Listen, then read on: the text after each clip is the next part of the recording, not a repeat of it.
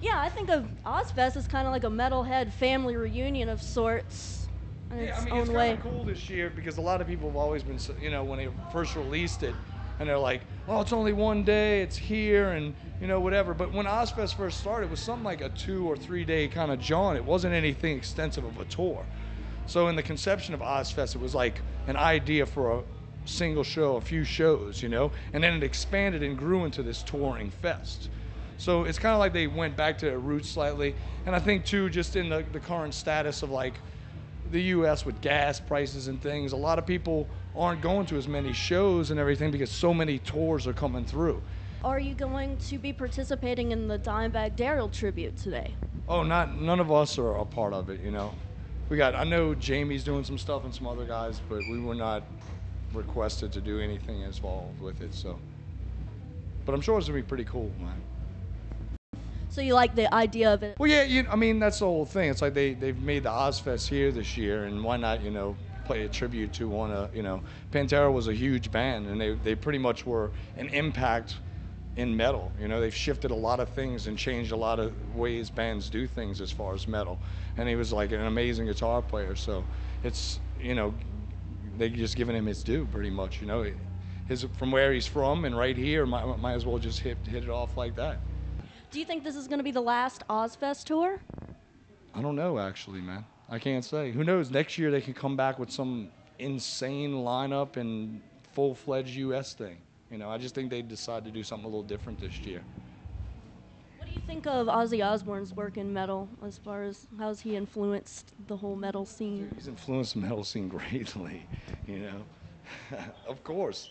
From that to everything he's done, man. It's just, it's fucking crazy. It's something that's untouchable, and it's something that I think it would be really hard for a modern band to achieve, because things are just so different, and it's hard to be completely original, because so many bands have done everything, so many bands have repeated past things and kind of did it in a new way, but it's a difficult thing now to just be completely original and untouched. It's really cool though to see so many bands like that, like Ozzy and Black Sabbath, Heaven and Hell, Judas Priest, Iron Maiden, and they're all older, but they're still bringing it, even though, not necessarily some of their newer stuff might be up to whatever their older stuff was, because, at a point in time when you're doing things, there's a point where your drive is so much more impacting, with any band. But it's good that these bands can still go and bring. I mean, you got so many young kids out there that have never known. They came into this whole thing listening to whoever's popular now, but then they didn't realize Maiden, did what they did and what Ozzy did, and things like that. And it's awesome that these bands are still doing it and getting out there for these younger kids to see where everything came from. And I just saw Iron Maiden, and it was phenomenal. Those dudes had incredible energy on stage, especially for their age. It was totally amazing.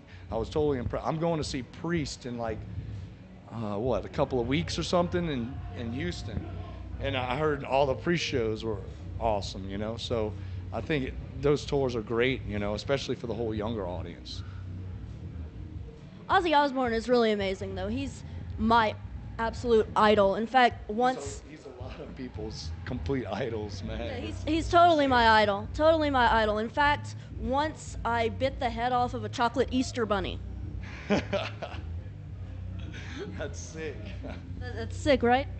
That's awesome, man. Awesome. That's great. I mean, I like to keep it hardcore. So much, I mean, Black Sabbath is a band that totally started the whole like metal impact of things.